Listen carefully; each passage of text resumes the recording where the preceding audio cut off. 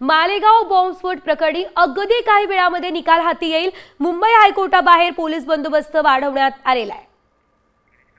या संदर्भात अधिकची अपडेट घेऊयात आमचे प्रतिनिधी गिरीश कांबळे यांच्याकडून। गिरीश, आपण पाहतोय तब्बल 17 वर्षांनंतर निकाल लागतोय, काय अपडेट?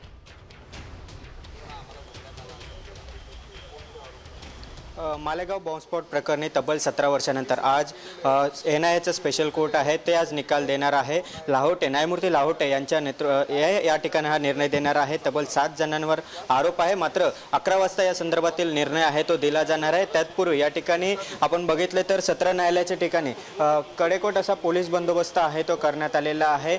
या ठिकाणी सुरक्षा आहे ती वाढवण्यात आलेली आहे। आतापर्यंत आरोपी उपाध्याय याशिवाय पुरोहित आहेत ते या ठिकाणी पोहोचलेले आहेत, मात्र अजून प्रज्ञासिंह ठाकूर असतील ते आधी अद्याप आलेले नाहीत। 11 वाजता या ठिकाणी न्यायालयाचं निर्णयाचं आहे ते वाचन होणार आहे। तत्पूर्वी आपण संपूर्ण हे सत्र न्यायालयाचा परिसर पाहिला तर या ठिकाणी पोलीस बंदोबस्त आहे तो वाढवण्यात आलेला आहे। महत्त्वाचं असं हे प्रकरण आहे, तब्बल 17 वर्षानंतर या ठिकाणी या निकालाचा निर्णय होणार आहे। संपूर्ण प्रकरण आपण पाहिलं तर या ठिकाणी 2008 साली जो बॉम्ब ब्लास्ट झाला होता त्यामध्ये 6 जणांचा मृत्यू झाला होता, तर 101 जण जखमी झाले होते। त्यानंतर या ठिकाणी एटीएसने या संपूर्ण प्रकरणाचा तपास केला। हेमंत करकरे जे 26/11 मध्ये शहीद झाले, त्यानंतर हे प्रकरण एनआयएकडे वर्ग करण्यात आलं। एनआयएने या ठिकाणी संपूर्ण तपास केला आणि त्यानंतर आता या तब्बल 17 वर्षानंतर हे आजचा या प्रकरणात निकाल लागणार आहे। 11 वाजता या ठिकाणी निर्णयाचं वाचन होणार आहे। कडेकोट अशी पोलीस बंदोबस्त सगळी सुरक्षा या ठिकाणी अगदीच गिरीश, धन्यवाद दिलेल्या अपडेटसाठी। निकाल काय लागतो या संदर्भातही माहिती घेणार आहोतच।